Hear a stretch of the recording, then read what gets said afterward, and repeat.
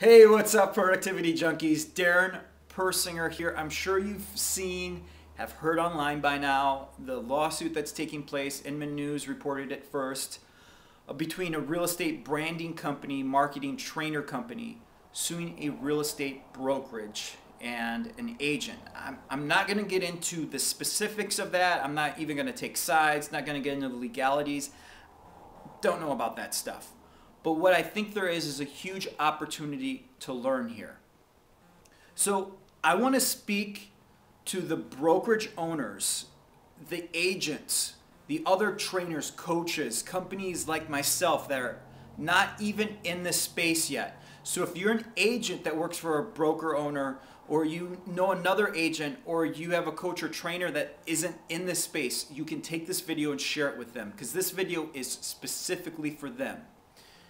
Here we go.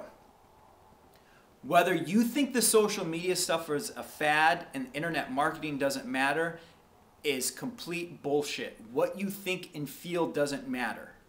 Okay? I'm not here to be your mom or your dad and tell you that everything's going to be okay because your world is shifting and turning on you. It's a completely different business than it was just 5 years ago. Not just because the market has shifted, but because marketing has shifted. And here's the reality. You don't necessarily even need to be in that space to build your business if that's not what your business is about. But you need to go and educate yourself so you can understand the consequences of what your actions are offline can carry online. I'll give you an example of something not even in real estate, but when I saw this, it immediately reminded me of a college student in Michigan set up a Facebook page because of a tow truck company that would tow vehicles out of a parking lot even though they weren't illegally parked. What ended up happening is that tow truck company went out of business. So many people came and left comments on that Facebook page, complained to apartment buildings and condo buildings in that city, that eventually that company went out of business. You no longer control your brand. Let me repeat that, even though you could rewind it. You no longer control your brand. The consumer does. If I show up to your restaurant and I don't get sat down for an hour, I'm tweeting that out. I'm going to send out a Facebook message. I have 1,500 friends on Facebook, 2,500 Twitter followers.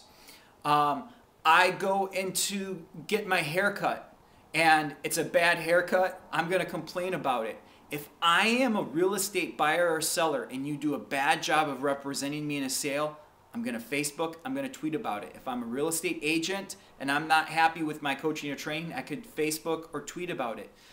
Doesn't mean you need to be there and necessarily engage and interact, but damn it, you need to understand how this stuff works, because you're going to put yourself out of business like what it looks like one of these people doing. By trying to control, by trying to do the old school thing of, oh, I don't like what you're doing. I think you're infringing on my brand, so I'm going to sue you.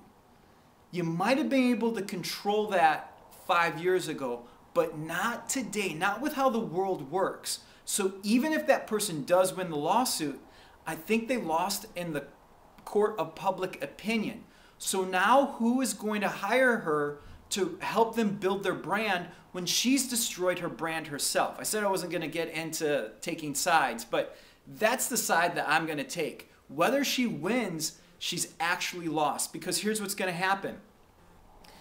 Agents, who would want to have someone represent them if there's a good chance that she might sue them in the future for something? I wouldn't want to hire someone that has sued other people like me in the past. I wouldn't go hire someone to represent my brand if I know that that person has sued people like me, potential clients in the past. That's not someone I want to hire. This stuff is starting to get scattered online. So now agents are communicating with this online. It's taking it to the offline. Maybe if a state convention, a realtor organization wants to hire her to come speak, they're going to go do some research, find that. Is she going to get hired to speak now when there's so much bad will and animosity pointed towards her? what's going to be her word of mouth? Branding, you guys, on what she does, and this is what is sad, is that she's stuck in this. Branding is not your logo. It's not your font. That is such bullshit to think that. Branding is what your clients or potential clients are saying about you. So if you want to build your brand, you go give ridiculous, outstanding customer service and let your clients and the public talk about that. That's how you control your brand nowadays. Not by your logo, not by your font.